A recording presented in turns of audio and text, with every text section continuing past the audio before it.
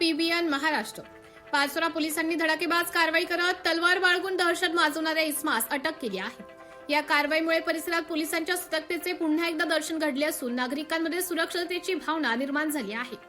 जिल्ह्यात शस्त्र अधिनियमाखालील गुन्ह्यांवर कठोर कारवाई करण्याच्या सूचना पोलीस अधीक्षक डॉक्टर माहेश्वर रेड्डी यांनी दिल्या होत्या. त्या अनुषंगाने पोलीस निरीक्षक राहुल कुमार पवार यांनी मिळालेल्या गोपनीय माहितीनुसार तात्काळ पथकाला कारवाईचे आदेश दिले. प्राप्त माहितीनुसार अंतोर्ली फाट्याजवळ एक तरुण धारदार लोखंडी तलवार बाळगून परिसरात दहशत निर्माण करत असल्याची माहिती मिळाली होती.